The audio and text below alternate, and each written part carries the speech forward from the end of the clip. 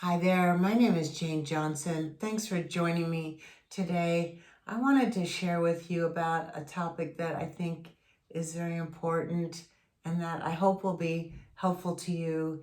It has to do with the difference between rational fear and reactive fear. And I specifically chose this today because in our entire world, all of us, we are facing this coronavirus and all the implications of it and all the ramifications. And uh, there's a lot of true danger in the world right now for us. And we have to be careful and be mindful, and not only for ourselves, but for our families, for other people too. And so it's a big subject and I'm well aware of that. And I just thought, well, I'll just talk about this little bit here called rational fear and reactive fear. And for me, rational fear is a good thing. It's what alerts us to danger. It's not imaginary. It's not paranoia. There really is something to be concerned about. And there's a part of us that truly feels this fear that we need to do something, take care of something, take some action. And so I think it's a good thing, especially because my definition of rational fear is that it doesn't linger, it doesn't keep us up at night, it doesn't put us in a panic. It's just an alert. You go, need to do something. There really is something wrong, and we need to take action. And so I see it in that sense as a good thing.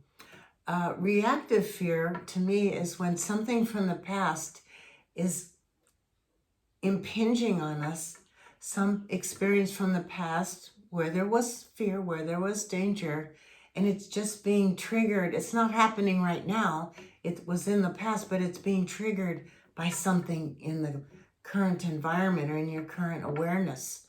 And it just adds on to whatever it is we're trying to deal with, whatever rational fear we do have and need, so we can take proper action. Well, reactive fear is just from the past and just coming in and making things unbearable, and we go into a panic, and you can't argue with it. You can't make it go away.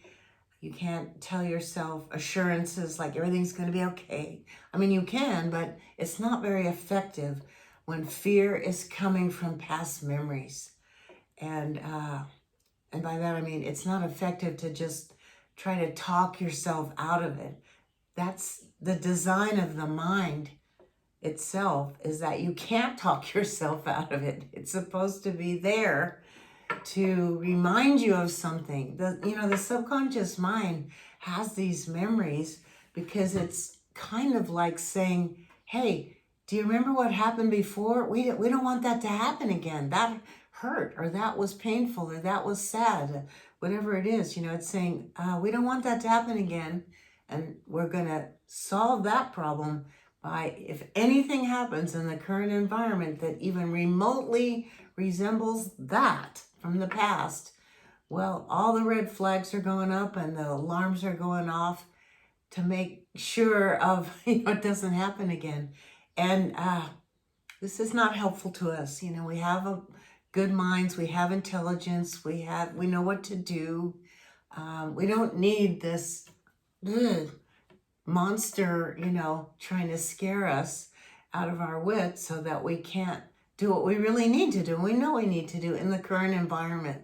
So if this makes any sense at all, I hope it does, and I hope you can use it. Reactive fear coming from the past, it has nothing to do with now. It just makes everything worse. Rational fear, just an alert. Hey, wake up. Whoa, what's going on here? Need to do something. I'm not going to be ignorant of this. I see what's going on. Need to take some action. So that's the difference between the two. And I hope that my explaining or talking about this difference can help you be calm and collected and active, and in a time when there is a lot of fear, understandably, legitimately, and there is a lot of true danger certainly the threat of danger. So the more calm we can be, I think, the more we can not only act appropriately, effectively would be a better word, but being calm, I think, is a huge advantage to being and staying healthy. Uh, if anything can take us down, it's stress. So, um, again, I just thought this was an important point to bring up, and I just really hope it helps. So thank you, and thanks for joining me. I hope you'll write any comments you have in the box below and share, because I think our sharing with each other is very powerful. I think it can change things, change the world, change the way things are for the better, So please feel welcome to share if you'd like. And I thank you so much for joining me. I hope this was helpful.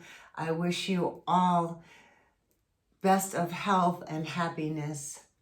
Take care, and I'll see you next time. Bye-bye.